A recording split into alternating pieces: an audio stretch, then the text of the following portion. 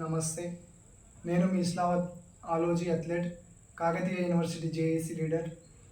ఈరోజు విషయం ఏమనగా, తెలంగాణ ప్రదేశ్ కాంగ్రెస్ కమిటీ అధ్యక్షునిగా గౌరవనీయులైన పెద్దలు పూరిక బలరాం నాయక్ గారికి అవకాశం కల్పించాలని తెలంగాణ ఇచ్చిన తల్లి సోనియా గాంధీ గారికి మరియు కాంగ్రెస్ పార్టీ హైకమాండ్కు మరియు తెలంగాణ రాష్ట్ర ముఖ్యమంత్రి వర్యులు రేవంత్ రెడ్డి గారికి కోరుకుంటున్నాను.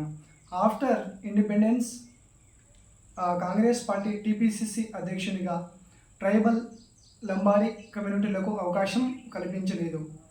ఈసారి గౌరవనీయులైన పెద్దలు పూరిక బలరాం నాయక్ గారికి అవకాశం కల్పించాలని కోరుకుంటూ, బలరాం నాయక్ గారికి కేంద్ర మంత్రిగా చేసిన అనుభవము మరియు గతంలో మహబూబాబాద్ పార్లమెంట్లో చేసిన అభివృద్ధి కావచ్చు, మహబూబాబాద్ పార్లమెంట్లో ఎక్కువగా నివసిస్తున్న తెగ గిరిజన తెగను అన్ని విధాలుగా అభివృద్ధి చేస్తూ విద్యాపరంగా కావచ్చు, వైద్యం పరంగా కావచ్చు, దేశంలోనే అభివృద్ధి పరంగా మొదటి స్థానంలో తెచ్చిన ఏకైక వ్యక్తి పూరిక బలరాం నాయక్ గారు.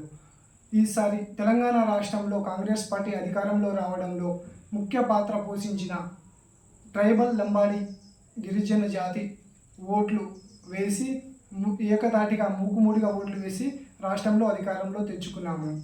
ఈసారి పూరిక బలరాం నాయక్ గారికి అవకాశం కల్పించాలని, ఒక గిరిజన నాయకునికి టీపీసీసీ అధ్యక్షునిగా అవకాశం కల్పించి రాష్ట్రంలో పార్టీ బలోపేతానికి ఇంకా అవకాశాలు మెండుగా మెరుగుపరుచుకోవాలని నేను తెలంగాణ ఇచ్చిన తల్లి సోనియా గాంధీ గారికి మరియు కాంగ్రెస్ పార్టీ హైకమాండ్కు, రాష్ట్ర ముఖ్యమంత్రి వర్యులకు తెలంగాణ లంబాడీల తరపున మరియు కాకతీయ యూనివర్సిటీ జేఏసీ తరపున కోరుకుంటున్నాను.